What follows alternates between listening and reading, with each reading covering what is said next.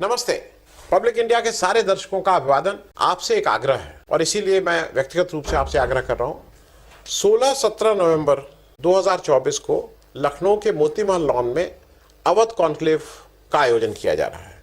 आग्रह यह है कि अवध कॉन्क्लेव को सफलतापूर्वक आयोजन के लिए धन की आवश्यकता है। हम लोग पहले इसको करते रहे हैं, दूसरे नाम से करते रहे हैं, अवध कॉन्क्लेव, लोकमत सम्मान इत्यादि इत्यादि नाम से, लेकिन इस बार अलग अलग विषयों पर डिस्कशन होगा। देश के अपने अपने स्पेशलिस्ट आएंगे और इन सबके लिए मैं एक QR कोड आपको दे रहा हूं। इससे आप ब्रोशर डाउनलोड कर सकते हैं, देख सकते हैं क्या रूपरेखा है।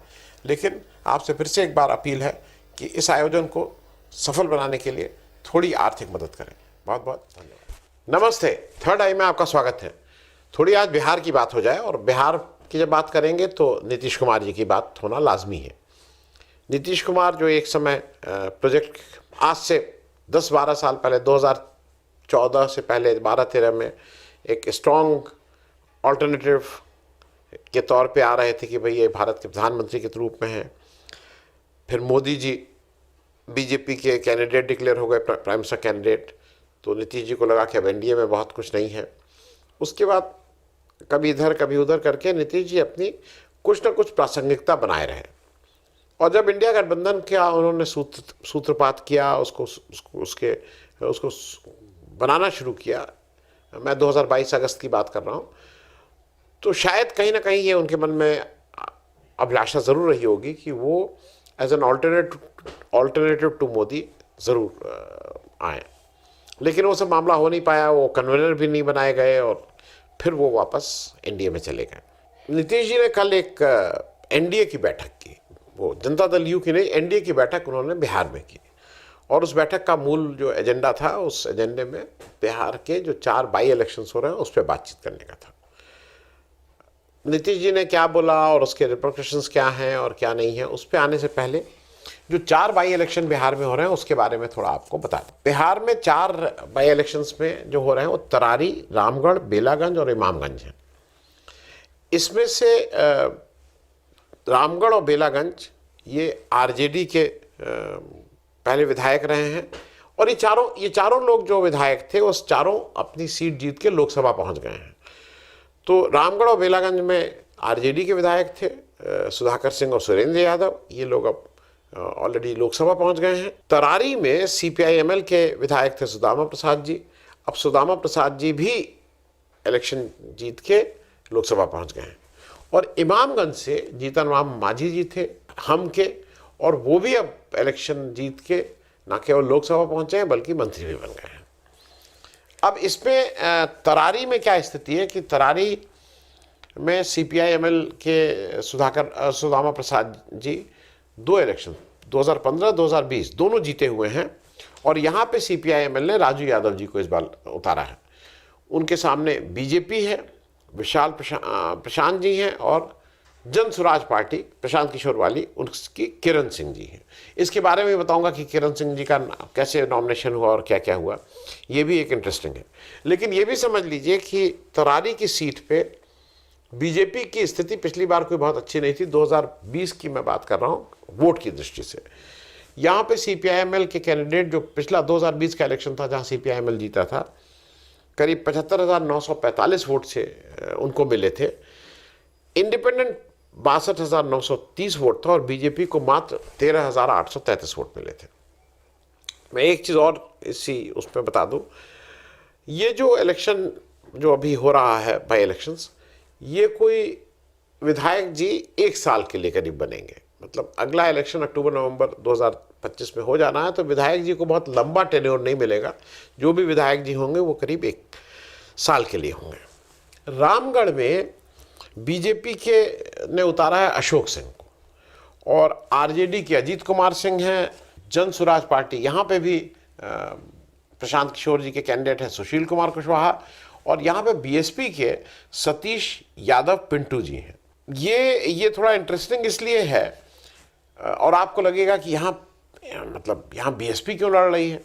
उसका मूल कारण यह है कि 2020 में आरजेडी के सुधाकर सिंह साहब इस सीट को महज 189 वोट से 189 वोट से जीत पाए थे, और आरजेडी के ये कैंडिडेट थे, उम्मीदवार थे, इनको मिले थे 58,083 वोट, 58,083। और बीएसपी के कैंडिडेट सेकंड रहे थे अंबिका सिंह साहब, उनको 57,894, इनसे 189 वोट कम। और बीजेपी थर्ड रही थी यहाँ, अशोक कुमार सिंह, लेकिन वोट की दृष्टि से 56,084 वोट। ये बात मैंने इसलिए बताई, बहुत ही क्लोजली कंटेस्टेड इलेक्शन था। और इस बार जब आप देख रहे हैं कि यहाँ पे फिर बीएसपी अपनी ताल ठोक रहा है, तो उसके माने ये हैं। फिर आ जाइए बेलागंज। बेलागंज में आरजेडी के विश्वनाथ कुमार सिंह हैं, जेडीयू की मनोरमा देवी हैं। अब यहाँ पे बाकी तो सिर्फ एआईएमआईएम भी ताल ठोक रहा है। एआईएमआईएम के जामिन अली साहब हैं और जनसुराज पार्टी चारों जगह लड़ रहा है। मोहम्मद अजमत खान साहब हैं, अमजद खान साहब की भी चर्चा करेंगे अभी आगे। इमामगंज में जो जीतन मांझी जी के इस्तीफे से खाली हुई है, वहाँ पे हमने दीपा मांझी जी को उतारा है, आरजेडी ने रोशन कुमार मांझी को उतारा है। एआईएमआईएम वो भी यहाँ लड़ रही है, कंचन पासवान को उतारा है। और जेएसपी जन स्वराज पार्टी ने जितेंद्र पासवान को उतारा है। ये बात मैं आपसे इसलिए कह रहा हूँ कि ये सब पार्टीज यहाँ अपना हेड थ्रो की हैं, लेकिन ओवरऑल अगर आप देखिए तो जैसा मैंने बताया था कि 2 सीटें आरजेडी की थी, एक सीपीआईएमएल और एक हम की थी। इस बार इलेक्शन में जो एनडीए है उसके बीजेपी 2 सीटें पे लड़ रहा है, एक सीट जेटीयू और एक सीट हम को है। इसके सामने जो इंडिया गठबंधन है उसके आरजेडी 3 सीटें लड़ रहा है, 2 तो उसके सिटिंग विधायक थे और एक सीपीआईएमएल लड़ रहा है। तो ये मैंने इसलिए आपको ओवरऑल पिक्चर दे दी कि कौन कितनी स्टेक्स हैं। तो यहाँ बिल्कुल एक चीज़ स्पष्ट है कि यहाँ अगर इम्पोर्टेंस की दृष्टि से देखें तो आरजेडी की स्टेक सबसे ज़्यादा है। जीतन राम मांझी जी की दृष्टि से देखें तो उनका भाई अपने थोड़ा उनके वर्चस्व क्या कहेंगे, उनकी कितनी हैसियत की लड़ाई है कि वो अपनी सीट रिटेन रख पाते हैं कि नहीं रख पाते हैं। और उसी तरह से सीपीआईएमएल भी अपने संगठन के रूप में कितनी इफेक्टिव है, वो भी यहाँ पे फिर से टेस्ट होगा। वो 2 बार से इलेक्शन 2015 और 20 जीतती रही है। वहाँ पे यहाँ पे बीजेपी की स्टेक सबसे कम है। ना बीजेपी का कोई सिटिंग एमएलए था, ना बीजेपी की ऐसी सीट, बीजेपी एक सीट पे लड़ रही है। तो इसलिए कोई बाई इलेक्शन से कोई वो नहीं, और कोई भी जीते हारे नीतीश कुमार की सरकार गिरेगी या बचेगी उससे पे कोई फर्क नहीं पड़ेगा। 4 सीट जीत जाएगी तब भी कोई फर्क नहीं, 4 सीट हार जाएगी तब भी कोई फर्क नहीं। लेकिन मैं यहाँ 2 लोगों का, नीतीश जी पे आने से पहले मैं 2 जरा आपसे बात कर लूँ। प्रशांत किशोर साहब यहाँ पे 4 सीटों पे लड़ रहे हैं, और जब वो 4 सीटों पे लड़ रहे हैं तो वो थोड़ा प्रूव भी करना चाह रहे हैं। एक तरह से वो अपनी प्रैक्टिस मैच है उनके लिए बिहार के 2025 इलेक्शन का, क्योंकि यहाँ वो ये प्रूव करना है कि उनकी न्यूसेंस वैल्यू कितनी है। वो कोई भी इलेक्शन जीतने की स्थिति में नहीं है, लेकिन क्या प्रशांत किशोर जी इतने दिन बिहार घूमे, इतनी बातें की, तो क्या इस स्थिति में आ गए हैं कि वो किसी को इलेक्शन हरवा सकते हैं? क्योंकि उनकी पार्टी के कैंडिडेट को कितना वोट मिलेगा और उससे चुनाव परिणाम कितने प्रभावी होते हैं, ये डिसाइड करेगा प्रशांत किशोर जी के भविष्य को। उनकी 2 बातें और कहें जो उन्होंने बड़ा फ्लिप फ्लॉप किया, क्योंकि ये तो भाई मैनेजर माने जाते थे, ultimate manager of Indian elections, मतलब ना भूतो ना भविष्यता, इस तरह का तो कोई मैनेजर ना पास्ट में हुआ ना फ्यूचर में होगा, जैसा वो खुद कहते हैं। लेकिन जरा उनका जो पेपर वर्क है या जो उनका मतलब ऑफिस वर्क है वो कितना शैबी है, ये मैं आपके साथ शेयर कर लूँ। उन्होंने तरारी से लेफ्टिनेंट जनरल एसके सिंह को उम्मीदवार बनाया, डिक्लेयर हो गया। एसके सिंह साहब रहते हैं नोएडा उत्तर प्रदेश में। जब ये सब किया, मॉडल कोड ऑफ कंडक्ट लग गया, चुनाव की तारीखें तय हो गई, तब उन्होंने कहा कि हम बिहार में अपने को वोटर बनाने के लिए उन्होंने प्रार्थना पत्र दिया। मॉडल कोड ऑफ कंडक्ट लगने के बाद वो नहीं बन सकते हैं, नए मतदाता नहीं जोड़े जा सकते हैं, ऐसा उनको बताया गया। तो इस मजबूरी में जैसा बताया जा रहा है ऑफिशियली प्रशांत किशोर जी की पार्टी से कि उसमें किरण सिंह जी को ये मतलब सीट मिली है और वो लड़ रही है। दूसरा ज़्यादा इंटरेस्टिंग है, बेलागंज से हमारे प्रशांत किशोर जी ने खिलाफत हुसैन साहब की उम्मीदवारी तय कर दी थी। लेकिन खिलाफत हुसैन साहब के खिलाफ मोहम्मद अमजद साहब आ गए। वो उनकी कस के खिलाफत कर रहे थे, खिलाफत हुसैन साहब की। और दबी जबान में लोग ये कह रहे हैं कि वो केवल इसलिए नहीं है कि पुराने वर्कर हैं, कुछ आदान प्रदान भी हुआ था जिसकी वजह से ये तो कमिटेड था कि भाई ये सीट उनको देनी ही है।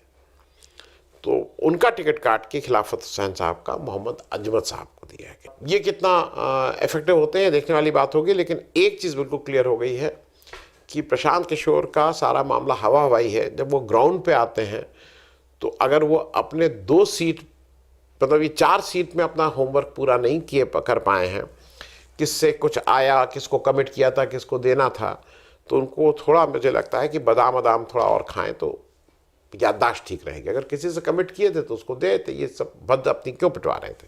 और दूसरा, जिस चीज़ के वो सिद्धस्त माने जाते हैं कि he is the ultimate manager, तो मैनेजर साहब को यही नहीं पता था कि जनरल एस के सिंह यहाँ से इलेक्शन नहीं लड़ सकते हैं, तो ये भी उनकी मैनेजरी पे कहीं ना कहीं प्रश्न चिन्ह उठा लगता है। अब मैं आ जाऊँ नीतीश कुमार जी के ऊपर। नीतीश कुमार जी की कल की मीटिंग के अलग अलग मायने लगाए जा रहे हैं। पहली चीज़ तो यह है कि इस इलेक्शन में ये तय हो जाएगा कि प्रशांत किशोर नुकसान किसका ज़्यादा कर रहे हैं, नुकसान एनडीए का ज़्यादा कर रहे हैं कि नुकसान इंडिया गठबंधन का कर रहे हैं, कि वो किसी का नहीं कर रहे हैं। मतलब वो उनका कोई इस तरह के अगर वोट आ रहे हैं जिससे वो निष्प्रभावी है। दूसरा, नीतीश कुमार जी ने कल वहाँ पे एक जो बात कही, उन्होंने कहा भाई सांप्रदायिक सद्भाव के बारे में, कम्युनल हार्मनी में ज़ीरो टॉलरेंस है, कोई कॉम्प्रोमाइज़ नहीं है। और जब वो ये कह रहे थे तो गिरिराज सिंह जी भी, जैसा बताया गया पेपर की रिपोर्ट के अनुसार, वो भी उस कमरे में बैठे हुए थे, उसका सभा कक्ष में मौजूद थे। अब लोगों का अलग अलग कयास है, 2-3 कयास में बता दूं। एक कयास ये है कि नीतीश कुमार बिल्कुल क्लियर कट में गिरिराज सिंह को ये बता रहे थे कि जो ये आप घूम रहे हो सीमांचल में और हिंदू बटेंगे तो कटेंगे और इस तरह की बातें कर रहे हो, ये एक्सेप्टेबल नहीं है। दूसरा कयास यह है कि वो गिरिराज सिंह से ज़्यादा, क्योंकि गिरिराज सिंह की जब यात्रा चल रही है बीजेपी की तरफ से शीर्ष नेतृत्व कुछ ऐसा नहीं कर रहा, तो इसका मतलब टैक्टिकल सपोर्ट है। तो वो बीजेपी के शीर्ष नेतृत्व को बिल्कुल क्लियर कट कम्युनिकेशन करना चाह रहे थे कि ये जो आप अगर बटोगे तो कटोगे और इस तरह की आप बातें कर रहे हैं तो ये बिहार में नहीं चलेंगी। मतलब ये एनडीए, बिहार एनडीए में जिसके, और उनको बार बार, कल भी 3-4 बार बिहार जनता पार्टी के अध्यक्ष ने नहीं कि हमारे तो इन्हीं के अध्यक्ष, इन्हीं के नेतृत्व में लड़ा जाएगा, यही हमारे चीफ मिनिस्टर ने, ये कई बार कहा गया। तो इसका मतलब बीजेपी को भी उनकी यूटिलिटी समझ में आ गई कि बिना नीतीश कुमार के बीजेपी बिहार में नहीं पैर जमा सकती है अभी की स्थिति में। तो नीतीश कुमार हो सकता है उनको कम्युनिकेट कर रहे हो।